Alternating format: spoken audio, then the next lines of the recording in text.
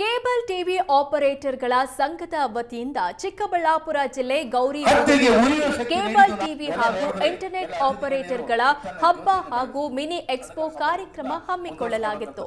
ನಗರದ ಎಚ್ಎನ್ ಕಲಾಭವನದಲ್ಲಿ ನಡೆದ ಕಾರ್ಯಕ್ರಮದಲ್ಲಿ ಕೇಬಲ್ ಆಪರೇಟರ್ಗಳ ರಾಜ್ಯಾಧ್ಯಕ್ಷ ಪ್ಯಾಟ್ರಿಕ್ ರಾಜು ಚಾಲನೆ ನೀಡಿದ್ರು.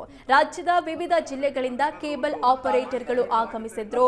ಮಿನಿ ಎಕ್ಸ್ಪೋದಲ್ಲಿ ಕೇಬಲ್ ಹಾಗೂ ಇಂಟರ್ನೆಟ್ಗೆ ಸಂಬಂಧಿಸಿದ ಉಪಕರಣಗಳ ಎಕ್ಸ್ಪೋ ಎಲ್ಲರ ಗಮನ ಸೆಳೆಯಿತು. ಈ ಸಂದರ್ಭದಲ್ಲಿ ಪ್ಯಾಟ್ರಿಕ್ ರಾಜು ಅವರನ್ನ ಒಂದು ಕಳೆದ ಹತ್ಯೆಗೆ ಉರಿಯುವ ಶಕ್ತಿ ನೀಡಿದ್ದು ನೀವೆಲ್ಲ ನೋಡಿದ್ರೆ ಎಲ್ಲ ಅತಿಥಿ ಗಣ್ಯರು ಈಗ ತಾನೇ ಜ್ಯೋತಿಯನ್ನು ಬೆಳಗಿಸಿದ್ರು. ಸಡಗರ ಸಂಭ್ರಮದಿಂದ ಮುಂದುವರಿಸಿಕೊಂಡು ಹೋಗ್ತಕ್ಕಂಥ ಏನಾಗುತ್ತೋ ಬಿಡುತ್ತೋ ಅದಾಗದ ಆಮೇಲೆ ರಿಸಲ್ಟ್ ಸಿಗೋದ ಆಮೇಲೆ.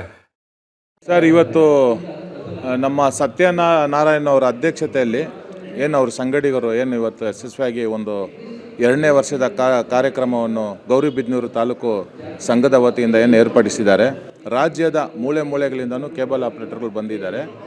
ಇಲ್ಲಿ ಮುಖ್ಯವಾಗಿ ಸ್ಟಾಲ್ಗಳು ಮತ್ತು ಹೊಸ ಟೆಕ್ನಾಲಜಿ ಬಗ್ಗೆ ಚರ್ಚೆ ನಡೀತಾ ಇದೆ. ಮತ್ತು ರಾಜ್ಯ ಅಸೋಸಿಯೇಷನ್ನಿಂದ ಮಾಹಿತಿ ವಿನಿಮಯ ಮಾಡ್ಕೊತಾ ಇದ್ದೀವಿ ಆಪ್ರೇಟರ್ ಜೊತೆಯಲ್ಲಿ.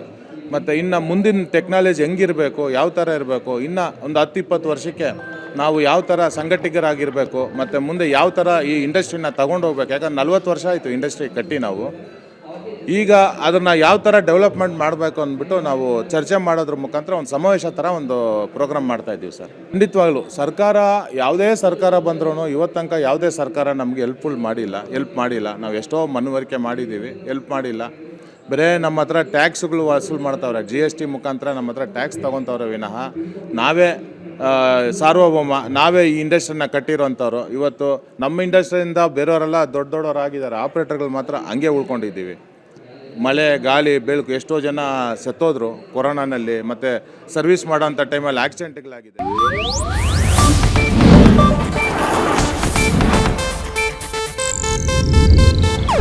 ಇದು ಏಷ್ಯಾನೆಟ್ ನ್ಯೂಸ್ ನೆಟ್ವರ್ಕ್ ಪ್ರಸ್ತುತಿ.